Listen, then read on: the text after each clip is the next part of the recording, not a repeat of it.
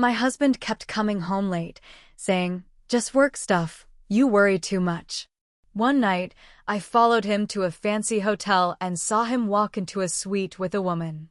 Heart racing, I waited. Hours later, he walked out and froze when he saw me holding his boss's hand. Smirking, I whispered, "You're not the only one who can play games." The next day, he was fired. But that was just the beginning. I met Greg at a Christmas party through a friend. He was funny, had that kind of charm that makes you feel seen. I wasn't looking for anything serious, but he pulled me in. We dated for a year, then got married in the spring. We had a small backyard wedding with folding chairs and homemade cake. I thought it was perfect. He used to make me laugh so hard I'd cry. We built a life. Nothing flashy, just normal. Comfortable. We got a little house on the south side, near my school. I've been a third-grade teacher for over 15 years. He worked in IT. He wasn't the most ambitious, but he was smart and stable. Or so I thought. Everything started changing in 2019 when he got promoted. He became the senior systems manager at some medical software company downtown. It came with a good raise. At first, I was proud of him. We used the extra money to redo the kitchen and finally got a car that didn't shake when you turned on the AC. But not long after that, he started staying late. At first, it was just a meeting ran long. Then we're doing some late-night upgrades, it's normal. Then it turned into 3-4 nights a week. I'd ask if everything was okay. He'd brush me off with a kiss on the forehead. "Just work stuff, babe. You worry too much." I wanted to believe him. I did believe him, for longer than I should have. Because when you've built your life around someone, it's easier to keep pretending than to face the truth. But little things kept piling up. He changed the password on his phone. Started leaving it face down on the counter. Got quiet when he was texting. Then there was the perfume. One night I hugged him when he got home, and I swear to God, I smelled floral perfume. Light, expensive. "I don't wear perfume, too many of my students have allergies." He said it was probably someone at work hugging him goodbye. I didn't argue. I just nodded and went to bed early that night. Then there was the time I found a hotel charge on our joint credit card. He said it was a mistake, that it was booked for a conference and they were refunding him. I didn't push. But my gut told me I should have. That gut feeling got louder every day. The last straw was when he said he had to work late on a Friday. I asked if we could do a date night instead, get dinner, maybe see a movie. He looked guilty. Like, visibly uncomfortable. "Can't tonight," he said. "We've got a huge system migration. I won't be back until midnight." I said okay. I even packed him some food in a container and kissed him like usual. But the moment he left, I grabbed my coat and keys. I followed him. He didn't go to his office. He didn't even pretend to go that direction. He drove straight to the Renaissance Savory Hotel. Downtown. Real nice place. I parked across the street and waited, heart in my throat. I watched him walk in, check something on his phone, and head to the elevators. About 10 minutes later, he came down again. This time, not alone. She was tall, blonde, wearing a tight red dress. They looked cozy. Too cozy. They walked to the elevators together and disappeared upstairs. I felt my stomach twist. I sat in my car and cried for a minute. But I didn't leave. I stayed. I waited. I needed to see him come out. I needed the truth burned into my brain. 2.5 hours passed. It was almost 11 p.m. when they came back down. Her lipstick was smudged. His shirt was untucked. They were laughing like nothing mattered. Then he saw me. And everything stopped. He froze. Eyes wide. Mouth open. Like he'd seen a ghost. But I wasn't standing there alone. Greg didn't know this, but I'd already been meeting with his boss for over a week. His name was Martin Feldman. Mid-50s, gray hair, heavy-set, recently divorced and lonely. I met him at Greg's company Christmas party. He remembered me. Started sending friendly emails. I ignored them. Until I didn't. I reached out and asked to meet for coffee. We talked. A lot. He told me what Greg was like at work. Cocky. Distant. He'd been screwing up and showing up late for meetings. Rumors were flying. Martin was already thinking about firing him. I played the part of the sad, betrayed wife. I told him I didn't want to jump to conclusions. That I just needed help figuring it out. Martin offered help. And sympathy. And then more. So that night at the hotel, I called him from my car. Come meet me in the lobby, I said.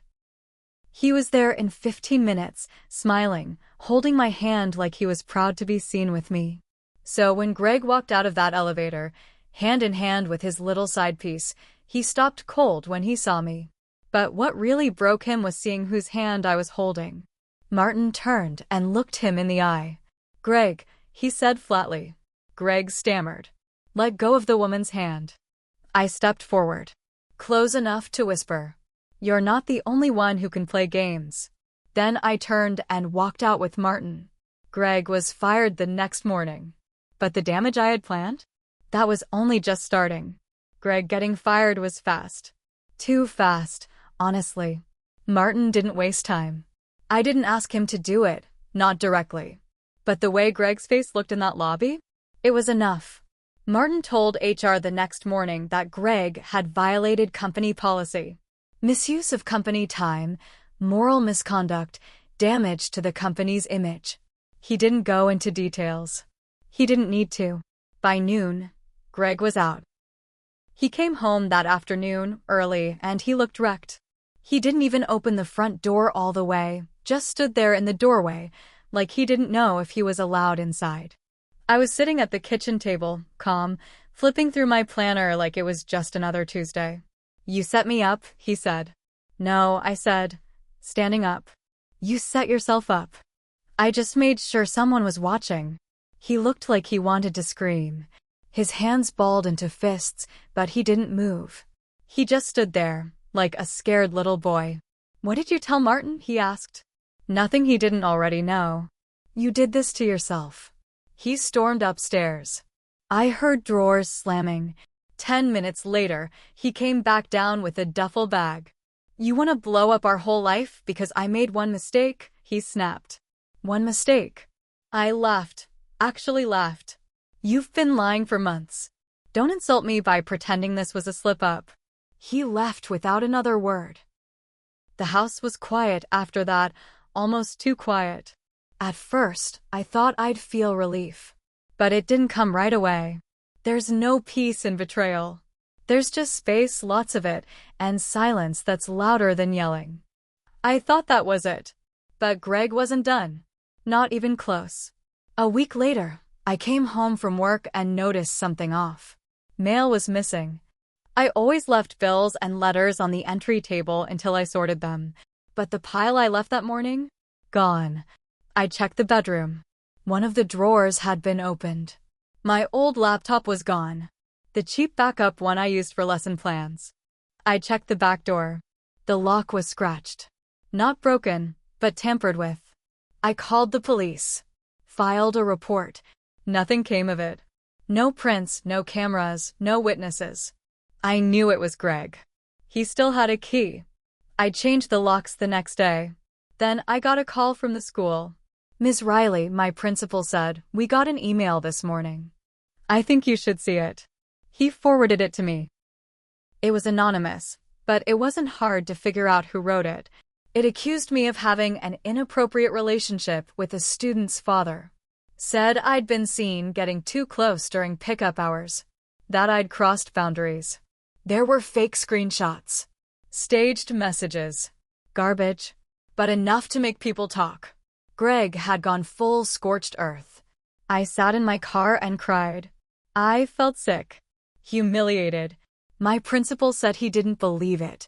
Said he'd stand behind me. But the damage was done. Parents started whispering. I got looks in the parking lot. One mom even pulled her kid from my class. I called Greg. Straight to voicemail. I left a message. I know what you're doing. You're pissed I embarrassed you. But I swear to God, Greg, if you come at my job, you better be ready to lose everything. That's when I knew I couldn't just defend myself anymore. I had to end him. Not just fire him. Ruin him. And I had just the way to do it. I didn't sleep much after that. It was like every time I closed my eyes, I saw Greg's smug little smirk, like he was daring me to fight back. Like he thought he could break me just because I broke his little affair fantasy. So I dug deep. I went through every file, email, and shared folder Greg and I had. Tax returns, insurance, messages, everything. And that's when I found it, something that almost made me drop my phone. Greg had been sending money. Not a lot, but regular payments, $300 here, $500 there, to a woman named Angela R. The notes were vague. School supplies, help W/rent, just in case. The payments went back nearly 6 months. I didn't know an Angela. I clicked on one of the receipts. The payments went to a bank in Cedar Rapids, 2 hours from Des Moines. So I started digging. I used every free people search tool I could find. Took me a day, but I finally got something. Angela Ruiz. 28. Single. Mother of 1. And when I found her Facebook, my heart stopped. Greg was in her photos. Not a lot. Just a couple. Always in the background. But in one, he was sitting at a kid's birthday party, holding a little girl on his lap. The caption read, "Big thanks to Greg for making Zoe's day so special, 2 hearts, Zoe." My chest went tight. My mouth went dry. I clicked on the comments. One of them said, "Zoe looks so happy with her daddy's smiling face with hearts." I stared at that comment for a long time. Then I stood up, walked outside, and threw up in the bushes. I couldn't breathe. All this time, he wasn't just cheating. He had a second family. I wanted to scream. I wanted to punch something. But instead, I sat down. And I started planning. I didn't want revenge anymore. I wanted devastation. I reached out to Angela. I made a fake profile, used a stock photo, made it look like a tired mom just trying to make friends. We chatted for a bit. Turns out, she wasn't some homewrecker. She thought Greg was divorced. He told her he and his ex were on okay terms, that he saw his other kid once a month. My stomach turned. Angela wasn't the villain. She was just the next one he lied to. We talked more. I told her, slowly, who I really was. At first, she blocked me. But then she called me 2 days later, sobbing. "I had no idea," she said. I swear to God, I didn't know. I believed her. And that's when we joined forces. We planned everything. Quietly. Patiently. She gave me access to her text history with Greg. I printed out every message, every lie, every photo, every gross "I miss you" note. We made a packet. Then I mailed that packet to 3 places. Greg's parents. The lawyer handling his severance agreement. The HR director at his old job. And one more. I mailed it to Greg himself with a note inside. "Now you know how it feels to watch your life fall apart." But I still wasn't done.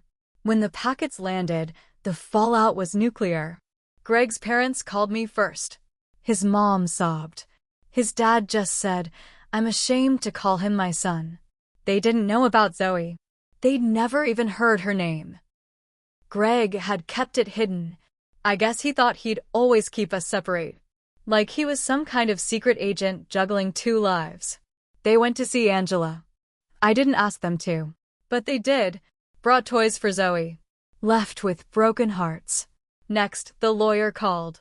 Apparently, Greg had been fighting to get his full severance package after being fired.